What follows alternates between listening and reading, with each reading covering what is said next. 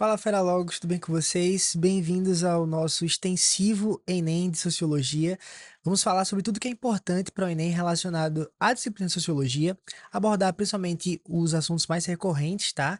E esse documento que a gente vai acessar nessa aula, você já está tendo acesso aí, logicamente, clicando no link que está aparecendo na sua descrição. Meu nome é Lucas Cupertino, sou professor de História. Sou professor de Ciências Humanas e quero te ajudar a chegar nesses 40 a mais. E caso você tenha caído aqui de paraquedas na Logos, te indico aí a gente estar presente em todas as suas redes sociais para você receber conteúdos gratuitamente, tá bom? Bom, sem mais delongas, vamos lá, que a aula de hoje vai ser muito importante. Vamos fazer um review aí de tudo que é recorrente para o Enem. Então, clica nesse link que está na descrição, você vai receber esse material aí, ó, que está aparecendo na sua tela para você escrever junto comigo e a gente fazer uma aula legal. Bora lá. Gente, o que é importante aqui? Bom, primeiro, considerar que boa parte da prova de humanas, sim, é recheada de questões de sociologia, é a disciplina que mais pode ser conectada com outras disciplinas, como história, como filosofia e como atualidades e geografia. Então, acredito que seja a base mais importante que você possa ter para ir para a prova do primeiro dia do Exame Nacional do Ensino Médio. Bom, para você que está aqui de paraquedas, esse cara aqui é o Weber, nós temos aqui o Marx, nós temos aqui o Bauman. Hã, acredito que você já deva conhecer boa parte dessa galera aí, tá? Então, não iremos falar exatamente sobre cada um deles nessa aula, mas vamos abordar aqui alguns temas que sim, são provenientes de alguns autores que são recorrentes para o Enem. Prof, o que é sociologia? O que é que ela trabalha? Como que o Enem cobra? São essas perguntas que eu quero responder aqui junto com vocês, e por isso que eu montei esse material aqui bem legal para a gente poder seguir uma lógica de contexto histórico. Vamos lá. Gente, século XIX vai ser o século em que a sociologia aparece enquanto disciplina, enquanto ciência. Por quê? Porque talvez tenha sido o período de maior transformação na história da humanidade. Vamos considerar aí, por exemplo, principalmente o palco da Europa, tá? Nesse momento aqui você tem diversas mudanças acontecendo, diversas transformações acontecendo, e a sociologia ela é uma tentativa de explicar como que essas mudanças elas foram acontecendo. Professor, mas a história já não daria conta disso? Não daria. É isso que traz para a gente um cara chamado Augusto Comte. Talvez seja ele a principal referência quando a gente vai começar a pensar no surgimento da sociologia. Iremos falar sobre ele, mas o contexto geral indica que após a Revolução Francesa, o que a gente considera como transformação social, política e econômica dá ou se dão a parte da necessidade, logicamente, dessa sociedade também meio que ser compreendida dentro das ciências humanas. Então, como que a gente pode entender o que aconteceu socialmente, politicamente e economicamente se a gente não tentar entender essa sociedade dentro de uma outra lógica que não seja apenas a história? São esses questionamentos que vão aparecer para a gente entender sociologia de fato. Então, além da Revolução Francesa, como eu já citei, mas a Revolução Industrial e o próprio Iluminismo vão ser aí dois eventos extremamente atrelados a esse momento que a sociologia vai aparecer na história das ciências humanas.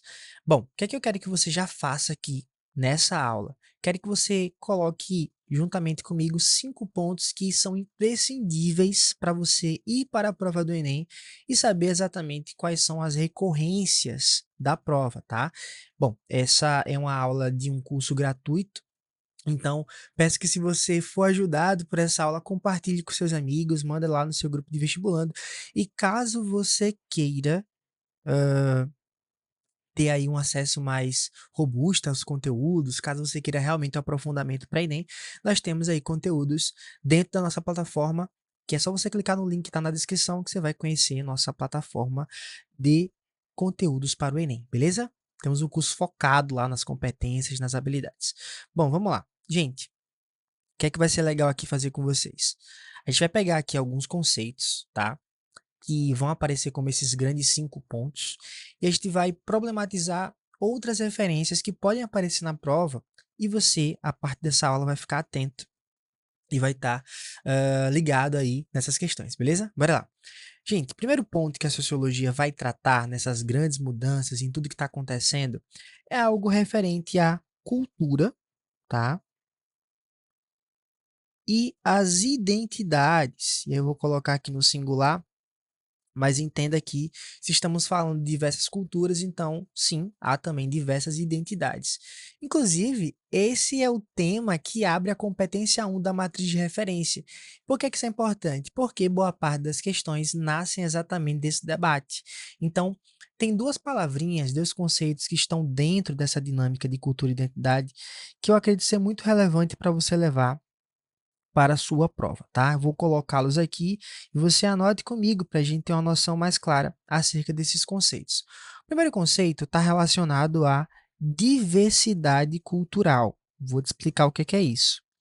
O conceito de cultura, acredito eu que seja um conceito mais claro, né? É tudo que o homem produz. Não existe um homem sem cultura, não existe nada que não possua um traço humano que não tenha aspectos culturais. Afinal, esse homem está produzindo cultura o tempo todo. Então, esse é um conceito extremamente importante porque boa parte das questões vão querer que você interprete, que você compreenda como que a literatura, como que os hábitos, como que os costumes formaram aquela devida sociedade, tá? É praticamente padrão de boa parte das questões do Enem. Um outro conceito que a gente aborda aqui a respeito de cultura e identidade é um conceito que a galera sempre está debatendo por aí, e é um conceito extremamente importante, chamado etnocentrismo. O que é isso, professor?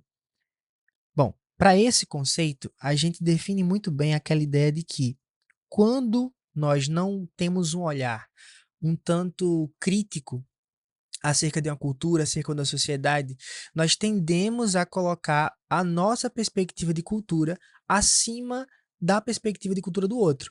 Por exemplo, a forma como a gente aprendeu história por muitos anos, né? Eu sou professor de história há 6 anos. E eu lembro muito bem das minhas primeiras aulas de história. Eu lembro dos meus professores de história. E eu lembro, inclusive, assim que eu cheguei no ensino médio, né? Qual foi a minha primeira experiência no ensino de história no ensino médio? Minha primeira experiência no ensino de história foi em História Decoreba. Eu lembro que o meu professor passava meio mundo de informação no quadro. Ele amava quando o quadro estava lotado, porque na cabeça dele todo mundo tinha aprendido alguma coisa, porque estava todo mundo copiando, mas ele pouco explicava. Então a aula acabava e a gente estava com o caderno cheio e com pouco conteúdo realmente fixado. Então havia pouco debate e eu lembro que tudo começava pela Europa. Sempre a Europa era o centro de todas as coisas. E boa parte dessa discussão havia ali um caráter etnocêntrico, ou seja, tudo era explicado a partir de como a Europa entendia o mundo. Então, esse conceito ele está muito ligado a uma ausência de criticidade em relação a qualquer tipo de aspecto da cultura, aspecto da sociedade. Então, quando você tem uma visão etnocêntrica, significa que você está pondo como principal referência a sua própria etnia, a sua própria consciência e entendimento do mundo. Então, nesse momento aqui, o conceito de etnocentrismo ele é extremamente importante porque boa parte das questões de sociologia vão trazer esse debate, né? Como que, por exemplo, olha só que conceito importante a gente pode pegar aqui. Eu não sei como é que você aprendeu nas aulas de história o momento em que os portugueses chegam aqui, mas eu lembro que desde o meu sexto ano até o nono, eu sempre ouvi o conceito de descobrimento. E aí, todo dia referente a movimento de independência, o momento até do 18 de abril mesmo, você vai ter ali sempre uma referência à ideia de que o Brasil foi descoberto, né? Como se ninguém tivesse já habitando aqui. E eu lembro que foi a partir do ensino médio que a gente trocou essa ideia de descoberta para invasão. Um conceito mudou toda a perspectiva da história. Uma coisa é você descobrir, outra coisa é você invadir. Então perceba que isso é muito importante no estudo da sociologia. Tudo bem até aí, né? Espero que sim.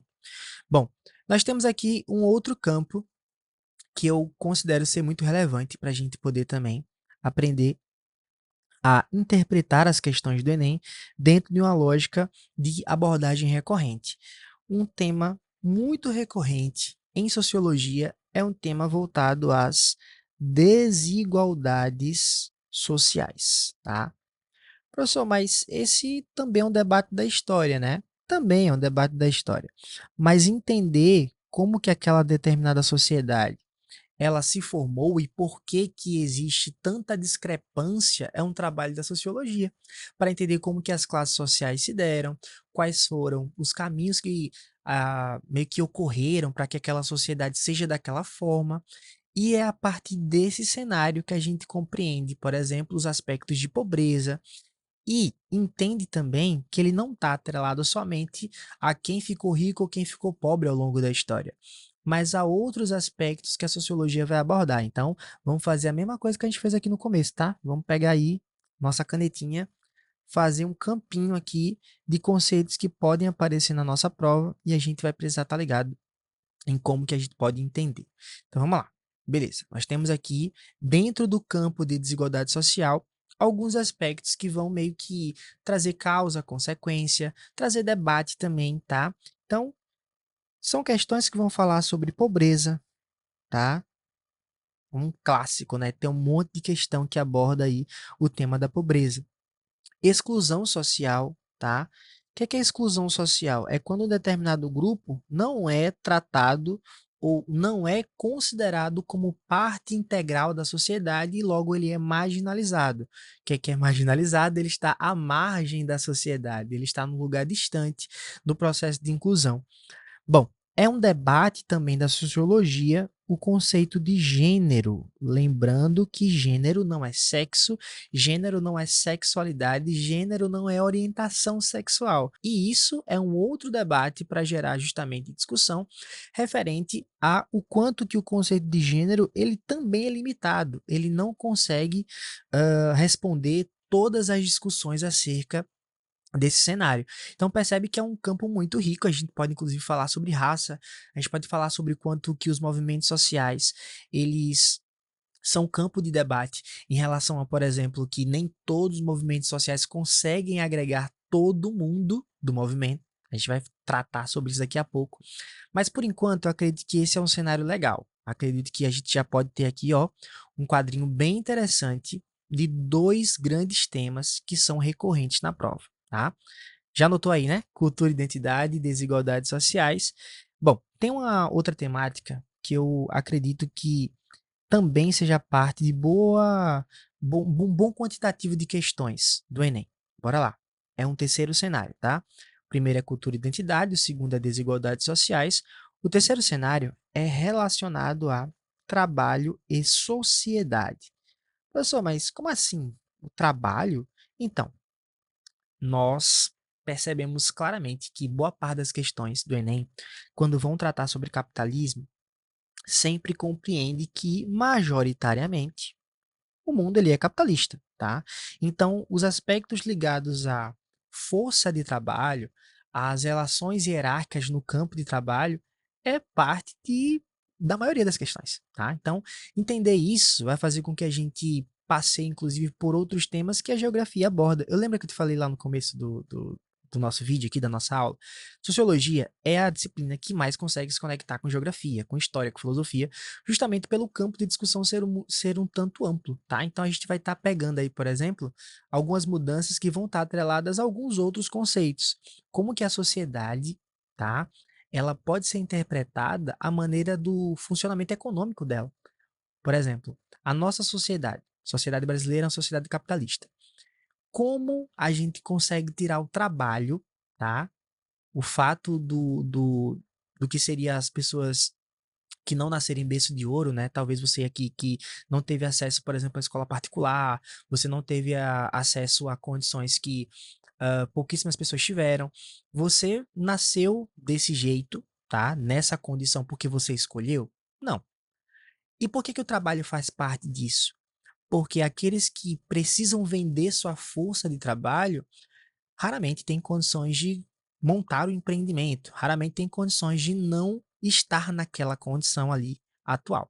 Então, a gente vai estar discutindo isso um pouquinho mais para frente, mas caso você não tenha entendido, deixa aqui também nos comentários que a gente te ajuda respondendo, tá? Vamos lá, vamos fazer um quadrinho aqui também para esse terceiro cenário. Nesse quadrinho aqui, o que é que eu quero que você coloque aí? Outros conceitos que também vão estar atrelados à sociologia e que vão dialogar bem com esse aspecto do trabalho e sociedade. Bom, o primeiro conceito está ligado à globalização.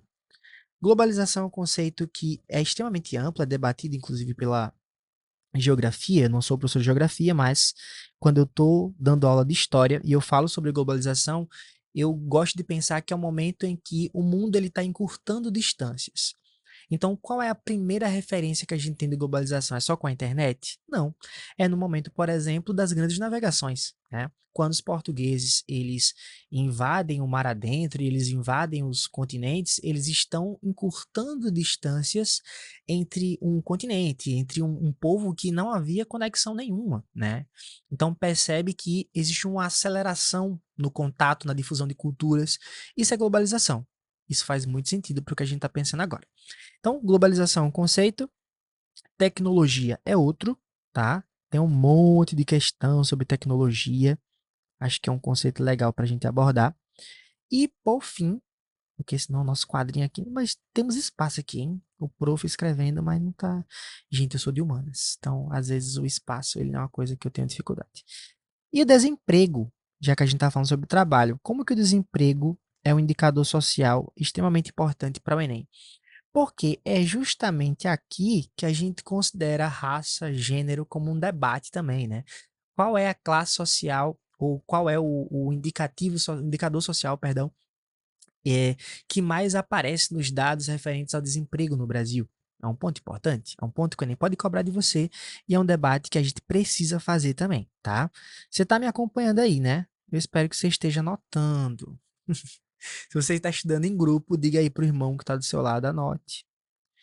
Vamos lá, gente. Quarto fator aqui que eu acho massa pra gente dialogar. Estado e cidadania. Véi, tem uma penca de questões aqui, tá? É inclusive parte da competência 5 da matriz de referência. Professor, não estou entendendo nada que você está falando aí de matriz de referência o tempo todo. Caso você não tenha assistido a nossa playlist de como funciona o Enem, eu te explico lá que o Enem ele não é aleatório, que o Enem não tem questões do além, né? Ele funciona a partir de um documento chamado matriz de referência. Entendendo a matriz, tu vai entender as questões. Quando a gente for começar a responder questões aqui em sociologia, tu vai perceber que faz sentido. Então, nesse aspecto aí de pensar Estado e cidadania, o que é que aparece pra gente? Aparece vários regimes políticos, né, em que é necessário discutir como é que ele funciona, quais são as preocupações. E tem um famoso, ela, a democracia, tá? Oriunda na Grécia Antiga, democracia. Não vou dar aula de história geral agora. Mas, tipo assim, a democracia é parte de um processo onde talvez não seja o sistema perfeito, mas é o melhor que temos. Por quê? Porque é aqui que existe o debate, é aqui que a sociologia é possível, inclusive. Em momentos onde a democracia é atacada, o pensamento ele também é restringido. Por que será? Por que, que o pensamento é tão perigoso? Então, é no cenário de democracia que a gente também conversa sobre outra problematização a respeito dos direitos humanos, tá? Ah, professor, os direitos humanos eu tô ligado no que é. Ainda bem, né? Que bom. Mas é bom colocar também porque quando cair questões lá sobre Constituição, questões sobre códigos de ética, nós estaremos falando de um debate da sociologia. E olha só como é que vai ser legal você já estar pronto para essas questões. Por fim, para acabar esta aula, que já está um tanto longa, mas eu acredito que está sendo proveitosa, vamos lá. Temos um quinto ponto aqui, que são eles: o grosso de sociologia no Enem, os movimentos sociais. Cara, tem uma penca de questões todos os anos. Todo ano tem, pô. Todo ano tem. Professor, por que que todo ano tem? Porque tá na matriz de referência. Olha aí eu falando da matriz de novo. Vou até fazer aqui um apelo. Você que não assistiu a playlist de como funciona o Enem e tá boiando aí nesse conceito matriz de referência, assista, tá? Vou deixar aqui no encartezinho para você acessar e entender como é que o Enem funciona. E caso você realmente queira dominar a matriz de referência, nós temos um curso especial na Logos. Você pode clicar aí na descrição que você vai ter acesso e vai estudar junto com a gente, tá bom? Então vamos lá. Voltando para cá, para os movimentos sociais, o que é que eu quero que vocês coloquem aí, tá? Gente, primeira coisa, nenhum movimento social ele é homogêneo. O que é isso, professor? Homogêneo? Tipo assim, Movimento feminista. Gente, o movimento feminista consegue abordar todas as questões relacionadas às mulheres? Não. Então, a primeira coisa é essa. O movimento social, ele não é homogêneo, ele não é igual. Mas todo movimento social possui reivindicações. Deixa eu voltar aqui com a canetinha, né? Tava verde ainda. Tá azul agora? Peraí. Tururu. Aí voltamos. Reivindicações, tá? Professor, o que é que são reivindicações? Todo movimento social, embora ele não consiga abranger, né, todas as questões envolvendo aquele grupo, mas ele sempre tem reivindicações. Todas as questões de movimento social no Enem sempre cobram isso. O que é que esse movimento está buscando? E se ele é um movimento social, essas reivindicações elas precisam ser coletivas. Não existe um movimento social com reivindicações individuais. Senão ele não é um movimento social, ele pode ser um protesto, ele pode ser aí uma outra coisa, mas não é um movimento social, tá? Bom, e por aqui nós encerramos a nossa aula. Caso você tenha tido preguiça, né, de pegar o documento, tira print aí, ó, da tela, que vai te ajudar aí a ter um cenário mais completo da aula, tá? Mas, gente, se vocês gostaram desse vídeo, bota aí, né, teu comentário, né? O Enem, né? O YouTube, ele vai entender que você gostou da aula. E curte também, tá? Que aí dá engajamento pra gente. Bom, nessa playlist Sociologia você vai encontrar outros conteúdos referentes a essa grande essa grande cena de recorrências em conteúdos. E essa aula, inclusive, ela vai continuar aí na próxima aula que vem aí, tá?